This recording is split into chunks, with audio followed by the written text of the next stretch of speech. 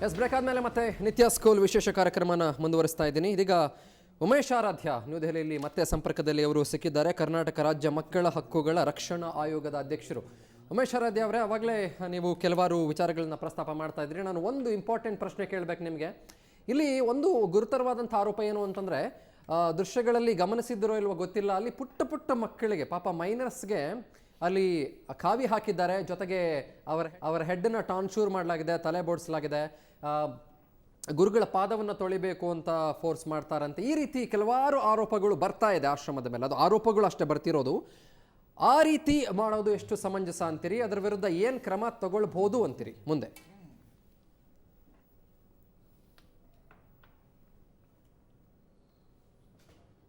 ನನ್ನ ಧ್ವನಿ ನಿಮಗೆ ಕೇಳಿಸ್ತಾ ಇದೆ ಉಮೇಶ್ ಅವರೇ? ಈಗ ಕೇಳಿಸ್ತಾ ಇದೆ. ಓಕೆ, ನಾನು ಅವಾಗಲೇ ನಿಮ್ಮನ್ನ ಒಂದು ಪ್ರಶ್ನೆ ಕೇಳ್ತಿದ್ದೆ. ಇಲ್ಲಿ ನಿತ್ಯಾನಂದನ ಆಶ್ರಮದಲ್ಲಿ ಪುಟ್ಟ ಪುಟ್ಟ ಮಕ್ಕಳಿಗೆ, ಮೈನರ್ಸ್ಗೆ ಕಾವಿಯನ್ನ ಹಾಕಿಸಲಾಗಿದೆ.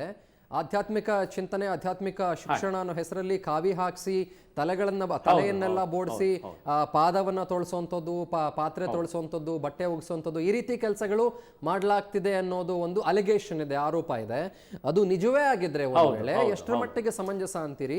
ಕಾನೂನು ಪ್ರಕಾರ ಅದು ಎಷ್ಟರ ಮಟ್ಟಿಗೆ ತಪ್ಪು? ಇದು ನಿಜವೇ ಆಗಿದ್ದರೆ ನಮ್ಮ ಮಕ್ಕಳ ಹಕ್ಕುಗಳ ಉಲ್ಲಂಘನೆ ಅಂತ ಆಗ್ತದೆ. ಓಕೆ. ಮತ್ತೆ ನಾವು ಅವರು ಯಾರ ಪೋಷಕರು ಮಾತಾಡ್ತಾ ಇದಾರೆ ಅವ್ರಿಗೆ ಒಂದು ಕೇಳಲಿಕ್ಕೆ ಇಚ್ಛೆ ಪಡ್ತೀನಿ. ಹೇಳಿ.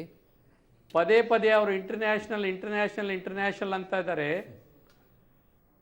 ಎಲ್ಲ ವಿಷಯಕ್ಕೂ ನಾವು ಲಾ ಆಫ್ ದಿ ಲ್ಯಾಂಡ್ ಅನ್ನು ಫಾಲೋ ಮಾಡ್ಬೇಕಂತ ಒಂದು. ಎರಡನೇದು ಮತ್ತೆ ಹೇಳ್ತೀನಿ, ನಾವು ಯಾರ ವಿರೋಧಿಗಳಲ್ಲ. ನಮ್ಮ ಸದಸ್ಯರು ಬಂದಾಗ, ಇಲಾಖೆಯವರು ಬಂದಾಗ ಅವ್ರು ಏನೇನು ದಾಖಲೆಗಳನ್ನು ನಮ್ಮ ಹತ್ರ ಇದೆ, ನಾವು ಎಂದೂ ಮಕ್ಕಳ ಹಕ್ಕುಗಳ ರಕ್ಷಣೆ ಉಲ್ಲೇಖ ಮಾಡಿಲ್ಲ ಅಂತ ಹೇಳ್ತಾರೆ. ಅದನ್ನೆಲ್ಲ ತೋರಿಸ್ಬಿಟ್ಟಿದ್ರೆ ಎಷ್ಟು ಸಮಸ್ಯೆನೇ ಇರ್ತಿರ್ಲಿಲ್ಲ. ಅವ್ರು ಇಲ್ಲಿ ಬಂದು ಕೂಗಾಡೋದು ಬೇಕಾಗಿರ್ಲಿಲ್ಲ. ಬೇರೆಯವ್ರಿಗೆ ಮಾತಾಡೋಕ್ಕೆ ಅವಕಾಶ ಕೊಡ್ದಂಗೆ ಕೂಗ್ತಾ ಇದ್ದಾರೆ ಅಂತಂದ್ರೆ ಏನೋ ಮುಚ್ಚಿಡ್ತಿದ್ದಾರೆ ಅಂತೇಳಿ ಸಮಾಜಕ್ಕೆ ತಿಳುವಳಿಕೆ ಬರುವಂತ ಒಂದು ಸಂದರ್ಭ ರೂಪಿಸ್ಕೊತಾ ಇದ್ದಾರೆ. ಎರಡನೇದು ಕಾವಿ ನಮ್ಮ ದೇಶದಲ್ಲಿ ಕಾವಿಯ ಒಂದು ಸಂಕೇತ ಅಂದ್ರೆ ತ್ಯಾಗ ಮತ್ತು ವೈರಾಗ್ಯ. ಸಣ್ಣ ಮಗುವಿಗೆ ಇನ್ನು ಮನಸ್ಸಿನ ಬೆಳವಣಿಗೆ ಆಗಿಲ್ದಾಗ ತ್ಯಾಗ ವೈರಾಗ್ಯ ಒಂದು ಮಗುವಿಗೆ ಬರುವುದಾದರೆ, ಮಗುವಿನ ಮನಸ್ಸು ಬೆಣ್ಣೆ ಅಂತ, ಮುಗ್ಧ ಮನಸ್ಸು ಅಂತ ಹೇಳ್ತೀವಿ. ಆ ಮಗುವಿಗೆ ನಾವು ವೈರಾಗ್ಯದ ಚಿಂತೆಯನ್ನು ಈಗಲೇ ಮೂಡಿಸಿದ್ರೆ ಮುಂದೆ ಆ ಭವಿಷ್ಯದ ಕುಡಿಯನ್ನು ಚಿವುಟದಂಗೆ ಆಗುವುದಿಲ್ಲವಾ ಅನ್ನೋದು ನನ್ನ ಪ್ರಶ್ನೆ.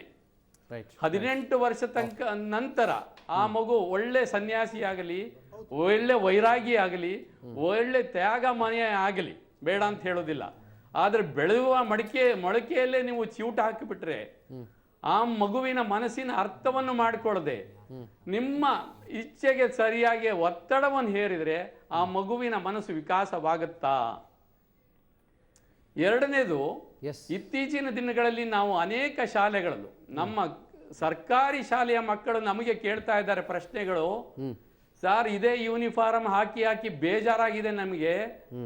ನೀವು ಸರ್ಕಾರಕ್ಕೆ ಕಲರ್ ಡ್ರೆಸ್ ಕೊಡುವ ಶಿಫಾರಸುಗಳನ್ನು ಮಾಡಿ ಸರ್ ಅಂತ ಸರ್ಕಾರಿ ಶಾಲೆ ಮಕ್ಕಳು ನಮ್ಮನ್ನು ಕೇಳ್ತಾ ಇದ್ದಾರೆ.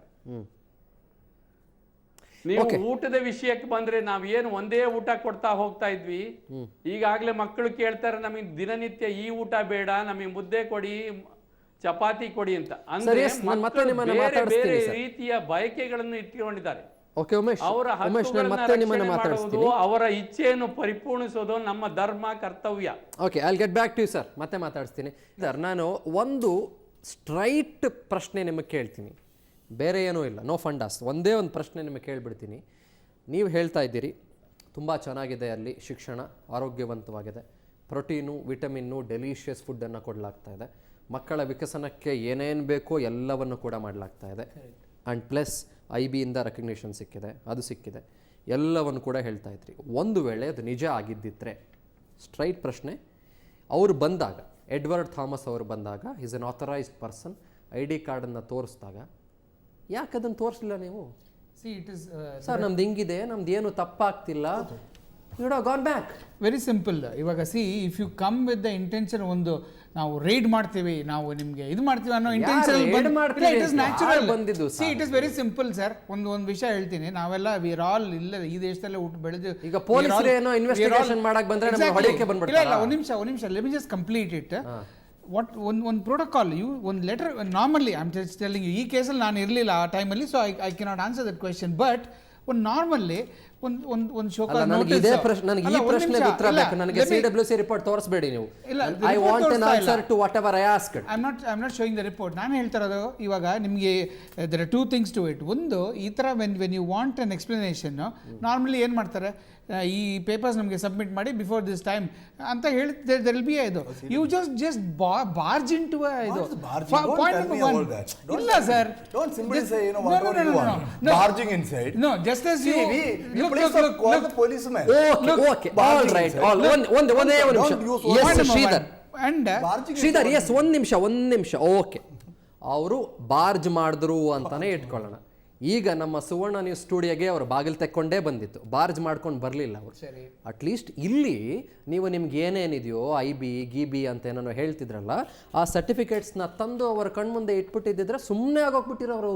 ಇಷ್ಟೊಂದು ಮಾತಾಡುವಂಥ ಆಕ್ರೋಶಭರಿತವಾದಂಥ ಅವಶ್ಯಕತೆ ಇರಲಿಲ್ಲ. ನಮಗೆ ಏನು ಪ್ರಾಬ್ಲಮ್ ಇಲ್ಲ. ಅವರಿಗೆ ಕೊಡಕ್ಕೆ when we have given to the ministry of education ಕೊಟ್ಟಿದ್ದೀನಿ, ಇದಕ್ಕೆ ಕೊಡದೆ ನಮಗೆ ಏನು ಪ್ರಾಬ್ಲಮ್?